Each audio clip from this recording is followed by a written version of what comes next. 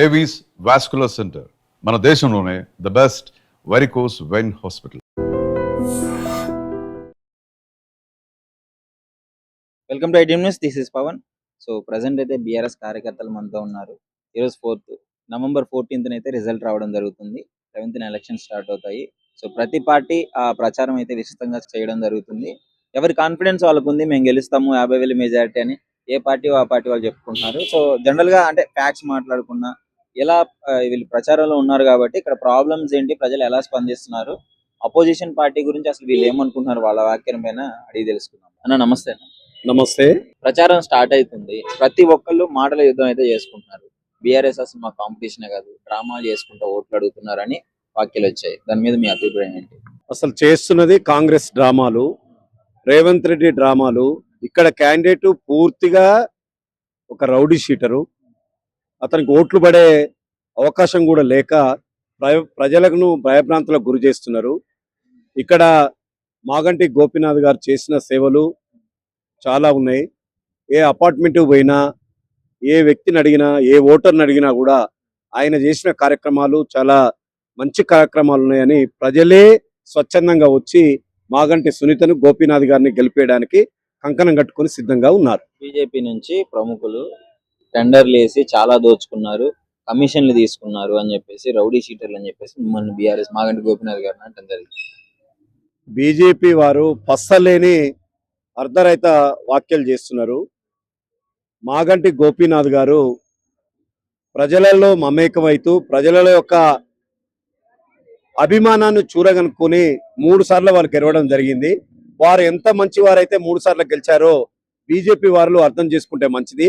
BJP వారికి 3 సార్లు నిలబడ్డా ఏనాడు కూడా డిపాజిట్ కూడా దక్కలేదు. వాళ్ళకు ఓన్లీ కనీస ఓట్లు మాత్రమే సంపాదించుకున్నారు తప్ప ఇప్పుడు కూడా వారికి పూర్తి స్థాయిలో డిపాజిట్ రాదు, డిపాజిట్ కూడా దక్కదు. గెలిచేది మాత్రం సునీత, గోపీనాథ్ గారే తప్పనిసరిగా గెలుస్తున్నారు. ప్రజలు సిద్ధంగా ఉన్నారు, ఓటర్లు సిద్ధంగా ఉన్నారు, ఓటేయడానికి కంకణబద్దులై సిద్ధంగా ఉన్నారు. నవీన్ యాదవ్ గారి గురించి ఏం చెప్పదలుచుకున్నారు? నవీన్ యాదవ్ గారి గురించి ఈ నియోజకవర్గ ప్రజలకు అందరు కూడా ఎరికే. గతంలో ఆయన 3 సార్లు నిలబడడం జరిగింది. నిలబడ్డా కూడా ప్రజలు తిరస్కరించారు. వాళ్ళందరినీ కూడా ఓడగొట్టి పంపడం జరిగింది. వారి గురించి తెలియదు కాదు. నమస్తే. ఏంటి, ఎలా జరుగుతుంది ప్రచారం అయితే బాగా నడుస్తుందన్న. మాకు కాన్ఫిడెంట్ ఉన్నది, ఖచ్చితంగా బీఆర్ఎస్ పార్టీ గెలుస్తున్నాం. బీఆర్ఎస్ కి అప్పుడంటే ఏదో వచ్చారు, ఈసారి నవీన్ యాదవ్ గారు లోకల్ అతను పెట్టారు, 50,000 మెజార్టీ కాంగ్రెస్ కి అని వాళ్ళ కాన్ఫిడెన్స్. ఇప్పుడు ఫైట్ నడుస్తున్నది నవీన్ యాదవ్ కో సునీతమ్మకు కాదన్న, ఫైట్ నడుస్తున్నది కాంగ్రెస్ వర్సెస్ బీఆర్ఎస్. అంతే కదా. ఆ వ్యక్తిత్వం యూజ్ అవ్వదంటారు. లోకల్ నాన్ లోకల్ అనేది వ్యక్తి కాదు. కేటీఆర్ గారు చేసినటువంటి మంచితనం, కేసీఆర్ చేసినటువంటి అభివృద్ధి పనులే ఈ రోజు కారును బంపర్ మెజార్టీ మీద గెలిపించబోతున్నాయి. మరి ఎందుకు ఓడిపోయింది లాస్ట్ టైం అంత మంచిగా చేస్తాం? రేవంత్ రెడ్డి అడ్డగోలు హామీలు ఇచ్చిందన్న, అసలు సంబంధం లేని హామీలు ఇచ్చిండు. ఆ హామీల వల్ల ఏమైందంటే హైదరాబాద్ ప్రజలు కరెక్ట్ రిజల్ట్ ఇచ్చారు. కాకపోతే మారుమూల ప్రాంతాల్లో ఉన్నటువంటి ప్రజలు ఏం చేశారు అంటే ఆశపడ్డారు. ఏం ఆశపడ్డారు? మాకు 4,000 పింఛన్లు వస్తాయని ముసవాళ్ళు ఆశపడ్డారు. రైతు దేశంలో ఎక్కడ లేని పథకంలో కేసీఆర్ రైతు బంధు పథకం పెడితే మీరు ఇస్తున్న 10,000 కాదు, రేపు డిసెంబర్ 4వ తారీఖు నుంచి 15,000 ఇస్తాడు. అదేవిధంగా నిరుద్యోగులకు ఏం చేసిండు? ఒక సంవత్సరం లోపల 2 లక్షల ఉద్యోగాలు నింపుతామన్నాడు. ఆ నింపుడు దేవుడేరుగా కేసీఆర్ గవర్నమెంట్ లో వచ్చినటువంటి ఉద్యోగాలను నేను ఇచ్చిన అని డబ్బు కొట్టుకొని చెప్తున్నాడు. అసలు సీఎం ఆ రకంగా మాట్లాడాడు, చాలా దురదృష్టకరం. అసలు మా సీఎం అవుతున్నందుకు మేము చాలా ఫీల్ అవుతున్నాం. కాబట్టి ఇవాళ మా జుబ్లీస్ అన్నదమ్ములు, అక్క చెల్లెలు ఏమంటారు అంటే ఖచ్చితంగా రేవంత్ రెడ్డికి బుద్ధి చెప్పాల్సిందే ఈ ఎలక్షన్ లా. అట్లయితే ఆయన పనులు చేయకపోయినా బాధ లేదు, కానీ ఆ తప్పుడు వాగులు బంద్ చేసేదేమని ఒక చిన్న బాధ. కాబట్టి ఇవాళ మా జుబ్లీస్ లో అన్నదమ్ములు అందరూ ఎడ్యుకేటెడ్లే. కాబట్టి నిన్న లేదు మొన్న మా పక్క డివిజన్ లో వచ్చి సీఎం మాట్లాడుతున్నాడు, పక్క డివిజన్ లో నేను 400 కోట్లు ఖర్చు పెట్టినాడు. 40 రూపాయలు పెట్టలేవు, 400 కోట్లు పెట్టినావు అని ఎట్లయితుంది అన్న? ఆల్రెడీ హరీష్ అని అంటున్నాడు, నీ శాతనైతే చేయకపోతే నేను సంవత్సరంలో చేసి పెడతాడు. నీకు శాత కాకపోతే నువ్వు దిగిపో, హరీష్ అన్న చేసి పెడతాను డైరెక్ట్ లైవ్ అని చెప్పిండు. తెలంగాణ ప్రజానికం ఏంటంటున్నది అంతే తప్ప ప్రతిసారి పైసలు లేవు అంటే నువ్వు కేంద్రానికి పంపిణీ పైసలు ఉన్నాయా? కేసీఆర్ మొత్తం ఖజానా మొత్తం ఖాళీ చేసి వెళ్ళిపోయింది, అందుకే మా దగ్గర లేవు అని చెప్పేసి చాలా సార్లు చెప్పిండు. మీకు కనిపిస్తలేదా అన్న? కాళేశ్వరంలో ఎన్ని నీళ్ళు అయినా, ఎన్ని లక్షల ఎకరాల భూమి పంట వంతుంది తెలుస్తలేదా? ఎన్ని గంటలు కరెంట్ ఉంది ఇప్పుడు మీకు తెలుస్తలేదా? అవునా? ఎంతమంది నిరుద్యోగులను ఆయన ఆదుకున్నాడు. ముసలిలో నువ్వు కేసీఆర్ అంటే ఇప్పుడు తన పెద్ద కొడుకు అన్నాడు, కళ్యాణ లక్ష్మి ఇచ్చిండు, షాదీ ముబారక్ ఇచ్చిండు. అవునా? హైదరాబాద్ లో కూడా గవర్నమెంట్ ఇల్లు కట్టిండు. కేసీఆర్ కట్టినటువంటి ఇళ్ళని తీసుకొచ్చి ఆయన ఇచ్చి మేము కడుతున్నాం అనే మాట మాట్లాడుతున్నారు రేవంత్ రెడ్డి. అంటే మంది కుట్టిన పిల్లలు మా పిల్లలు అంటే ఎట్లయితుంది అన్న? స్టార్ క్యాంపెయినర్లు అందరినీ పిలిపించుకుంటున్నారు కాంగ్రెస్ ప్రభుత్వం. ఇప్పుడు సీతక్క కావచ్చు, ఇంకా చాలా మంది రావడం జరుగుతుంది ప్రచారానికి. దాని వల్ల ఏమన్నా ఓట్లు పడే అవకాశం ఉందంటారా? అసలు మీకు ఇంకో విషయం తెలియాలి, ఆ మంత్రులు అందరూ సిగ్గుపడుతున్నారు రేవంత్ రెడ్డి మాటలకు.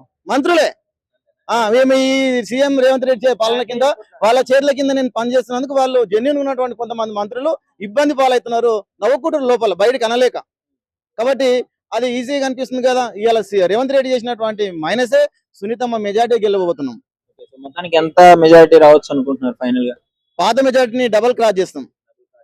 అంటే సునీతమ్మ గారు కొంచెం పొలిటికల్ గా ఆమెకి ఎంతైనా అనుభవం తక్కువ కదా, మరి ఇప్పుడు జరుగుతున్న ఈ పాలిటిక్స్ ని హ్యాండిల్ చేయగలదంటారా? పైగా అధికార పార్టీ కాంగ్రెస్ ఉన్న సమయంలో. ఉన్నప్పటికన్నా ఈ హైదరాబాద్ ఎవరి నుంచి డెవలప్ అయింది? కేటీఆర్ అంటే హైదరాబాద్ ను ప్రపంచ పటంలో చూపెట్టిండు. అవునా? సునీతక్క పక్క ఎవరున్నారు? నేను అండగున్నా అని కేటీఆర్ చెప్తున్నాడు.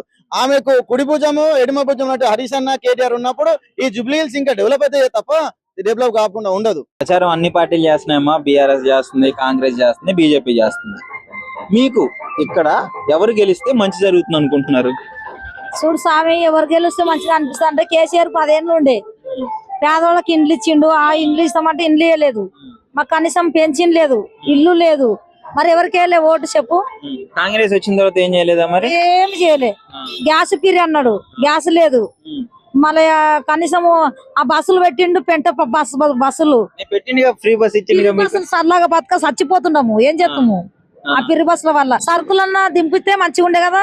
ఆ పిరి బస్సులు ఎవడెట్టమన్నాడు? పిరి బస్సులు లేకుండా టికెట్ పెట్టి మాకు సరుకులు తగ్గిస్తే పేదవాళ్ళం బాగుపడతాం కదా. రేట్లు తగ్గించాలంటున్నారు. మళ్ళా ఒక్క సరుకుల మీద 5 రూపాయలు పెంచినప్పుడు మేము పేదరికం మేము ఎట్లా బతకాలి చెప్పు? మేము ఎట్లా ఓట్లు వేసుకున్నప్పుడు అమ్మ అక్కలారా చెల్లెల్లారా అన్నయ్య వేసుకుంటారు. మరి ఓటు గెలిచినాకనేమో మీరు ఎవరేమో కాళ్ళ కింద చెప్పులు రాకుతారు మమ్మల్ని. ప్రతిసారి ఇంతేనా? అన్ని పార్టీలు ఇంతే. మీరు 6 ఏళ్ళు అయింది వచ్చి. ఓకే. మాకు కనీసం ఇల్లు కూడా లేదు. కేసీఆర్ 10 ఏళ్ళు ఉన్నా కూడా మాకు ఇల్లు కూడా లేదు తెలుసా. వచ్చిన వాళ్ళకి వచ్చినాయి అంతే. మరి మాకు ఇప్పుడు ఈయన వచ్చిందంటే కూడా ఈయన ఏం లేదు. ఆ బస్సులు ఎవడు పెట్టమన్నాడు? పిరి నూనె ప్యాకెట్ ఏమి రేట్లు, కందిపప్పు రేట్లు ఏమి రేట్లు, బియ్యం ఏం రేట్లు? 1250 రూపాయల బియ్యం ప్యాకెట్ 25 కిలోలు 1700, 1800 చేసిండు. అన్ని సరుకుల మీద పెంచేసే. బాగా చెప్తున్నావు మరి, మీ సమస్యలన్నీ చెప్పావు. మరి ఇప్పుడు ఇద్దరిని చూసావు. మరి ఇప్పుడు బీజేపీ కూడా పువ్వు గుర్తు వచ్చి మాకు ఒక సహాయం చేయండి, మేము ఛాన్స్ ఇవ్వండి అని అంటుంది. చూద్దామా ఒకసారి? కదా మరి మంచిగా చేస్తే మనకు కూడా మంచిగా. ఇప్పుడు ఆయన మోడీ ఉన్న వాటికి కొంచెం మనకు మేలైంది ఇంతవరకు కూడా. లేకపోతే మనం కూడా ఒక రేంజ్ లో వెళ్ళిపోతుంటిమి. ఏదో కరోనా టైంలో కూడా ఆయన కూడా ఆదుకున్నాడు, మంచిదే, దాన్ని కాదంటలేము. కేసీఆర్ కూడా కొంచెం ఆదపాడిండు, కానీ ఇండ్లు ఇవ్వలేదు మాకు. అదొక పెన్షన్ ఇవ్వలేదు. కడితే వాళ్ళకి బిచ్చప్పలా కడుక్కున్నాం కూడా ఇవ్వలేదు. మరి అదేంటి పరిచయం చెప్పు? మొత్తానికి ఇప్పుడు మళ్ళీ కొత్త వ్యక్తికి అవకాశం ఇచ్చి చూద్దాం అంటున్నారు. అవును మరి, అంతే కదా. ఇవన్నీ బస్సులు పిరి పెట్టకుండా బస్ ఛార్జీలు పెట్టి మంచిగా సరుకులు తగ్గిస్తే రైతులు బాగుపడతారు కదమ్మా. అవునా కదా చెప్పు? పేదలు బాగుపడతారు కదా. ఈ బస్సులో ఎవడో పెట్టమన్నాడు. ఒక బస్సుకి 2 మనుషులు ఎక్కుతున్నారు తెలుసా. 2 మనుషులు ఈడ స్టాప్ ఉంటే ఆడపోయి ఆపుతాడు. Hi madam. హాయ్. ఫస్ట్ ఎలా ఉంది ప్రచారం? ఎలా ఉంది? ప్రజలు ఎలా స్పందిస్తున్నారు? భారతీయ జనతా పార్టీ ఇక్కడ మా అభ్యర్థి దీపక్ రెడ్డి గారు చాలా ముందంజలో ఉన్నాం. ఎక్కడికి వెళ్ళినా కూడా ప్రజలందరూ కూడా అంటే శ్రీనగర్ కాలనీ ముఖ్యంగా ఇక్కడ చూసినట్లయితే దాదాపుగా టీఆర్ఎస్ పార్టీకి 3 సార్లు అవకాశం ఇచ్చింది. టీఆర్ఎస్ పార్టీ అభ్యర్థి మాగంటి గోపీనాథ్ గారు 3 సార్లు గెలిచినా ఇక్కడ అభివృద్ధి అనేది శూన్యం. ఇక్కడ ఎక్కడ చూసినా రోడ్లు చూసినా అధ్వాన్నమైన పరిస్థితి, డ్రైనేజ్ చూస్తే అధ్వాన్నమైన పరిస్థితి, ఎక్కడ కూడా డెవలప్మెంట్ లేదు. అంటే 3 సార్లు గెలిపించిన వ్యక్తికి ఇక్కడ ఎక్కడ కూడా అభివృద్ధి అనేది లేదు. మళ్ళీ ఈసారి బీఆర్ఎస్ పార్టీ ఓటు అడిగే హక్కు, నైతిక హక్కు బీజేపీ పార్టీకి లేదు. ఎందుకంటే వాళ్ళు ఏం అభివృద్ధి చేయలేదు. వాళ్ళు ఏం అభివృద్ధి చేసిండ్రు? వాళ్ళు ఎవరికి చేస్తున్నారు? ఓన్లీ ఎంఐఎం పార్టీకి అభివృద్ధి చేస్తున్నారు. ఇంకా ఈ మళ్ళీ సామాన్య ప్రజలు వాళ్ళు ఉన్నది 1 లక్ష మంది ప్రజలకు వాళ్ళు చేస్తుంటే మిగిలిన 3 లక్షల మందికి ఎక్కడ కూడా ఏం చేయట్లేదు. వాళ్ళు ఏం చేసినా కూడా ఎంఐఎం పార్టీకి చేస్తున్నారు. టీఆర్ఎస్ పార్టీకి ఓటు అడిగే నైతిక హక్కు లేదు. అదేవిధంగా ఇలా కాంగ్రెస్ పార్టీకి ఎన్ని హామీలు ఇచ్చి 420 హామీలు ఇచ్చి అదేవిధంగా 6 గ్యారంటీలు ఇచ్చి ఇక్కడ పార్టీ అధికారంలోకి వచ్చింది. అధికారంలోకి వచ్చినాక ఏ గ్యారంటీ ఇచ్చిండ్రు? చదువుకున్న మహిళలు, చిన్న యువతకు స్కూటీలు ఇస్తా అన్నారు. అదేవిధంగా పెన్షన్ 4,000 రూపీస్ ఇస్తానన్నారు, పెళ్లి చేసుకుంటే తులం బంగారం ఇస్తా అన్నారు. మరి ఎక్కడ పోయింది? ఇలా రైతుల విషయంలో చూస్తే అదే, యువత విషయంలో చూస్తే అదే, మహిళల చూస్తే విషయంలో అదే, ఎక్కడ కూడా ఫెయిల్యూర్. అదేవిధంగా ఇలా రేవంత్ రెడ్డి గారు ముఖ్యమంత్రి గారు చేతులు ఎత్తేసిండు, నా దగ్గర ఏమీ లేదు, డబ్బు అప్పుల రాష్ట్రంగా చేసిపోయింది టీఆర్ఎస్ పార్టీ, నేనేం అభివృద్ధి చేయలేము, నా దగ్గర డబ్బులు లేవని డైరెక్ట్ చెప్పిండు. మరి ఈ డివిజన్ గెలిస్తే ఏం చేస్తారు చెప్పండి? ఇలా భారతీయ జనతా పార్టీ గెలిస్తే ఈ ప్రాంతాన్ని అభివృద్ధి చేయడానికి అవకాశం ఉంటుంది. ఎందుకంటే ఇలా ఇక్కడ ఆల్రెడీ ఎంపీగా కిషన్ రెడ్డి గారు ఉన్నారు, ఈడ ఎమ్మెల్యే కూడా గెలిస్తే ఈడ అభివృద్ధి చేయడానికి అవకాశం ఉంటుంది. ఇలా మేము చేస్తామని కూడా చెప్తున్నాం. ఇలా బీఆర్ఎస్ పార్టీ ఎక్కడ కూడా హామీలు ఇవ్వదు, ఎక్కడ గ్యారంటీలు ఇవ్వదు, ఏదైనా చేసేదే చెప్తుంది, చెప్పేదే చేస్తుంది. కాబట్టి ఇక్కడ ప్రజలకు నేను చెప్పేది, ఇక్కడ ప్రజలందరికీ కూడా ఇలా 2 పార్టీలు ఎంఐఎం పార్టీని నమ్ముకొని కాంగ్రెస్ పార్టీ ఏ విధంగా ఇలా అజారుద్దీన్ గారికి ఎంపీ ఇచ్చిండ్రో అంటే వాళ్ళు అర్థం చేసుకోండి. ఓన్లీ ఒక ఎంఐఎం పార్టీ ఇస్తే సరిపోతుంది. ఇలా భారతీయ జనతా పార్టీకి అందరూ కావాలి, 4 లక్షల మంది ఓటర్లు కావాలి, అందరికీ అభివృద్ధి చేస్తాం. కాబట్టి ఒక్కసారి భారతీయ జనతా పార్టీకి అవకాశం ఇస్తే తప్పకుండా ఈ ప్రాంతాన్ని అభివృద్ధి చేస్తామని మీ ద్వారా తెలియదు. సెంట్రల్లో అధికారంలో ఉండి కనీసం స్టేట్ లో మేము ఉన్నాము అనే గుర్తింపు కూడా ఇవ్వలేకపోతుంది బీజేపీ పార్టీ అని చెప్పేసి. అరే ఏం మాట్లాడుతున్నాయ్యా? మాకు అధికారం లేదు, మేము ఎట్లా గుర్తు? ఇప్పుడు ఏదైనా కూడా అధికారం ఉంటేనే కదా. ఇలా ఎమ్మెల్యే ఉంటే ప్రజలు సెంట్రల్ లో అధికారం ఉంది, స్టేట్ లో కనీసం ఎఫెక్ట్ చూపించలేకపోతుంది. అదే నేను ఏం చెప్తున్నా, తప్పకుండా మాకు కూడా అవకాశం వస్తుంది. మేము కూడా మొన్న 8 మంది ఎంపీలు గెలిచినాం కదా. ఇలా ఇక్కడ ఉన్న 17 ఎంపీలలో ఒకటి ఎంఐఎం పార్టీకి గెలిస్తే ఇంకా మిగిలిన 8 కాంగ్రెస్ కి ఇచ్చిండు, 8 బీజేపీకి ఇచ్చిండు. ఇలా నరేంద్ర మోడీ గారు చేస్తున్నారు. ఈ రాష్ట్రంలో వీళ్ళు ఎవరైతే ఓటు బ్యాంక్ రాజకీయాలు చేస్తున్నారో ఆ ఓటు బ్యాంక్ రాజకీయాలే. తప్పకుండా మా ప్రాంతంలో ఇలా నరేంద్ర మోడీ గారు అధికారంలోకి వచ్చి దాదాపు 12 సంవత్సరాలు కావస్తున్నారు. 12 సంవత్సరాల్లో ఎక్కడ అవినీతి కానీ అక్రమం కానీ ఎక్కడ లేదు. ఇలా అభివృద్ధి ఎక్కడ చూసినా అభివృద్ధి జరుగుతుంది ఇలా నరేంద్ర. కాబట్టి ప్రజలు ఒక్కొక్కటి అర్థం చేసుకుంటారు. వీళ్ళు ఏదైతే ఓటు బ్యాంక్ రాజకీయాలు చేస్తున్నారో దాన్ని ప్రజలు తిప్పికొట్టే రోజు దగ్గరకు వచ్చింది. తప్పకుండా భారతీయ జనతా పార్టీని ఆదరిస్తారు.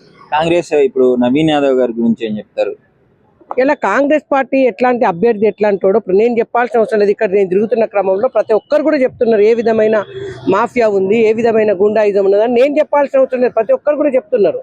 కాబట్టి ఇలా కాంగ్రెస్ పార్టీ ఎవరిని నమ్ముకుంటున్నది? ఎంఐఎం అభ్యర్థిని, ఎంఐఎం పార్టీ నుంచి నిలబడ్డ అభ్యర్థిని తీసుకొచ్చి కాంగ్రెస్ పార్టీ నుంచి ఇచ్చిందంటే మనం అర్థం అంటే కాంగ్రెస్ పార్టీకి అభ్యర్థి లేనట్టే కదా. మీరు చెప్పండి. అట్లాంటి అభ్యర్థిని ఇచ్చిండు అంటే మనం ఆలోచించాల్సిన అవసరం ఉంది. ఇలా వాళ్ళకి అభ్యర్థే లేకుండా ఒక ఎంఐఎం పార్టీ నుంచి తీసుకొచ్చి ఇచ్చిండు. అదేవిధంగా ఆయన హిస్టరీ, వాళ్ళ ఫాదర్ హిస్టరీ చూస్తే అర్థమవుతుంది కదా. వాళ్ళ ఫాదర్ ఏం చేసిండు, వాళ్ళ ఇప్పుడు ఏం కొడుకున్నాడు, ఏం చేస్తున్నాడు, ఏ విధంగా బెదిరింపులకు చేస్తున్నాడు మనం వీడియోలలో చూస్తున్నాం కదా. ఏం నీ సంగతి చెప్తాను ఇట్లా ఇప్పుడే బెదిరిస్తున్నాడు గెలవక ముందే. కాబట్టి అలాంటి అభ్యర్థికి ఓటేస్తే ఎలా ఉంటుంది అనేది మనం కూడా ఆలోచించుకోవాలి. ఇక్కడ ప్రజలు కూడా ఆలోచించాలి. జూబ్లీ హిల్స్ ఉప ఎన్నికల పోరులో కాంగ్రెస్ బీఆర్ఎస్ పేర్లే ప్రధానంగా వినిపిస్తున్నాయి. బీజేపీ అసలు ఉందా అనే క్యాండిడేట్లే ప్రశ్నించడం జరిగింది. ఇప్పుడు నిలబడ్డ క్యాండిడేట్లు ఎవరైతే ఉన్నారో వాళ్ళు అసలు కాంపిటేటర్ గా అనుకోవట్లేదు. వాళ్ళకి మీరు ఏం చెప్తారు? వాళ్ళకి ఎంతసేపటికి అబద్ధాలు చెప్పి ఇక సోషల్ మీడియాలో ఏదైతే ఉన్నదో లేనిది ఉన్నట్టు, ఉన్నది లేనట్టు చెప్పుకోవడమే వాళ్ళకి అలవాటు. వాళ్ళు ఒకళ్ళు చెప్పంగానే సోషల్ మీడియా సర్వే చేసింది అయిపోయింది అని చెప్పి బీజేపీ లేదని వాళ్ళెవరండి చెప్పడానికి? ఇలా ప్రజలు ఆదరిస్తున్నారు. మొన్న ఎంపీ ఎలక్షన్స్ అప్పుడు కూడా అట్లానే అన్నారు కదా. ఇలా ఎంపీ ఎలక్షన్స్ అప్పుడు ఓట్లు రాలేదా? కాబట్టి అవన్నీ వాళ్ళు చెప్పుకోవడం వరకు, ఎందుకంటే బీజేపీ వస్తుందనే భయంతోనే వాళ్ళు ఈ విధంగా అబద్ధాలు ఆడుతున్నారు తప్పితే ఏమీ లేదు. ఇలా మాగంటి గోపీనాథ్ గారి వైఫ్ని మేము అడుగుతున్నాం, ఆమె వాళ్ళు ఏం అభివృద్ధి చేసినని మేము మళ్ళీ ఓటు ఎందుకు అడుగుతున్నారు?